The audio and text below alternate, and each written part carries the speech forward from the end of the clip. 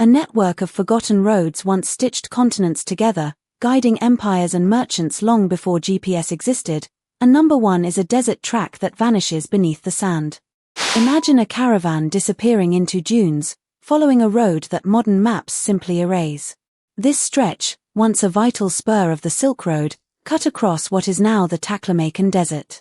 Archaeologists have identified faint stone foundations and weathered way stations that hint at a once bustling trade artery linking Chinese oases to Central Asian markets.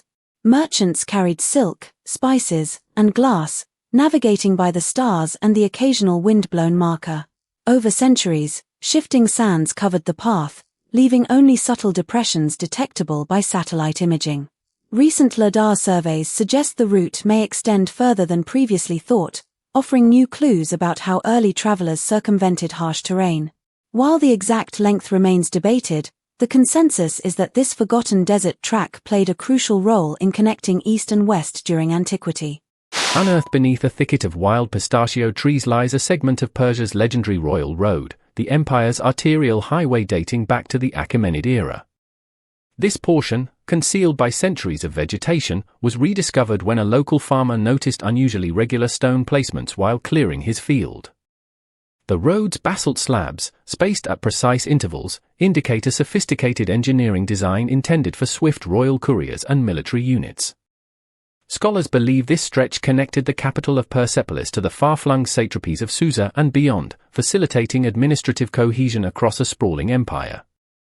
Pottery shards and inscriptions found nearby suggest the route was in active use for at least 3 centuries before gradually falling into disrepair as newer paths emerged. Today, the overgrown ruins offer a rare glimpse into how ancient Persia managed communication across vast distances without modern technology. Surprisingly, parts of the ancient Via Maris now lie beneath the Mediterranean's restless waves. Once a bustling coastal highway linking Egypt, Syria, and Anatolia, this route traced the fertile Levantine shoreline, allowing traders to move goods like cedar timber and copper with relative ease.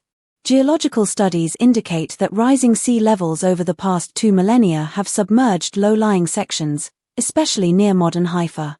Underwater archaeologists employing sonar mapping have identified linear stone alignments and remnants of paved surfaces just a few meters below the surface. Though access remains limited, these findings confirm that the Via Maris was more than a simple footpath, it was a strategically engineered corridor that facilitated empire-wide exchange.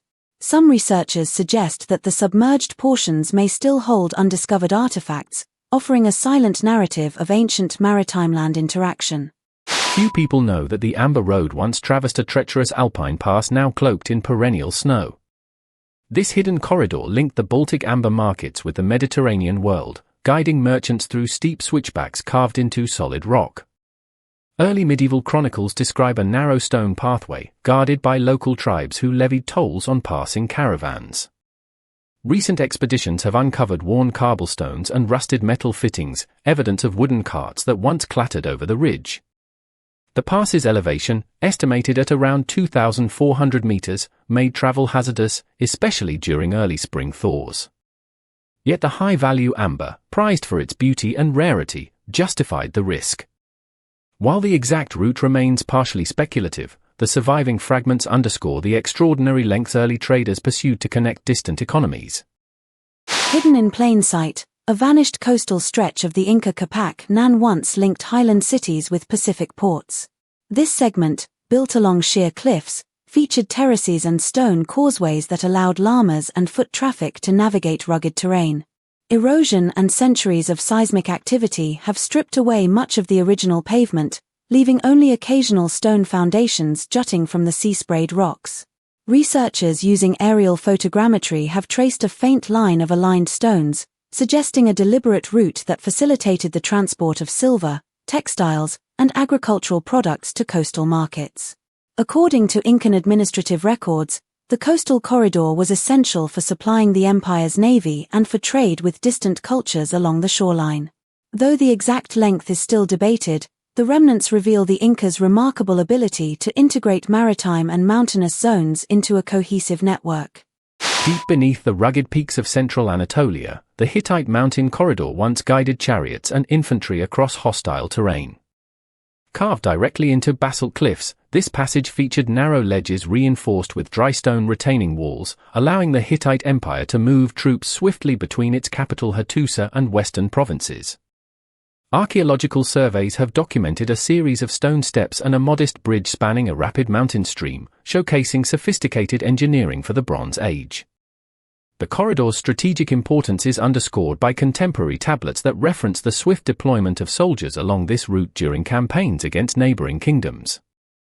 Over time, landslides and vegetation overgrowth concealed much of the road, but recent drone imaging has revealed its outline, confirming that the Hittites possessed advanced logistical capabilities far earlier than previously believed. Hidden in the lofty Pamir Plateau, the Sogdian caravan path enabled merchants to traverse one of the world's highest trade corridors. This route, stretching over 1,200 kilometers, connected the fertile valleys of modern-day Uzbekistan with the Tibetan plateau, allowing silk, spices, and precious stones to flow between east and west. Travelers faced extreme altitude, thin air, and sudden snowstorms, yet stone way stations and fortified inns dotting the path provided vital shelter. Recent satellite analyses have identified linear depressions aligning with ancient caravan stops, confirming the path's existence despite its near-total disappearance from the surface. While precise dates remain under study, scholars estimate the road saw heavy use between the 4th and 8th centuries CE, highlighting the Sogdians' pivotal role as middlemen in Transasian commerce. Finally, a deserted stretch of the ancient King's Highway winds through the stark deserts of modern Jordan, linking the Red Sea port of Aqaba to the fertile plains of the Jordan Valley. This segment, now buried under shifting dunes, once featured stone arches and mile markers that guided pilgrims and traders alike. Inscriptions discovered at a nearby outpost reference tolls collected from caravans carrying frankincense, myrrh, and copper. Archaeologists have uncovered a series of basalt paving stones still partially visible during rare dry spells, suggesting a well-maintained surface designed for heavy loads. The highway's decline began with the rise of maritime trade routes in the early medieval period, leading to its gradual abandonment. Today, the silent desert preserves a fragment of a network that once underpinned the economic and religious life of the Near East. Archaeologists have recently mapped a forgotten oasis route that formed part of the Roman Sahara Road, known as Via Nova. Stretching across the Sahara's harsh interior, this corridor linked the coastal city of Leptis Magna with inland settlements near present-day Algeria. The road's alignment was dictated by a chain of oases, each providing water and rest for legionnaires and merchants. Remnants of stone foundations and Roman milestones have been uncovered near the oasis of Tementit, indicating a structured network of way stations. While the precise length is still being debated, the route likely spanned several hundred kilometers, facilitating the movement of grain, gold, and exotic goods. Over time, desertification and the collapse of Roman authority led to the route's neglect, allowing sand to swallow the pavement and erase its presence from common memory. Deep beneath the modern waters of the Nile, a once prominent riverbank road lies concealed, marking a critical artery of ancient Egyptian logistics. Built during the New Kingdom, this paved causeway ran parallel to the river's left bank, connecting Thebes with the delta's bustling trade hubs. Stone blocks, still discernible through sonar imaging, reveal a meticulously leveled surface designed to accommodate heavy barks and wheeled carts. Flood cycles gradually raised the river's level, eventually submerging the roadway and preserving it within the silt. Excavations of exposed sections during low-water periods have uncovered pottery fragments and administrative papyri, confirming the road's role in transporting tribute, grain, and building materials. Although now underwater, the submerged Nile Road stands as a testament to Egypt's sophisticated infrastructure and its ability to adapt to a dynamic riverine environment. We've traveled across 10 vanished highways, each a silent testament to the ingenuity and ambition of early peoples.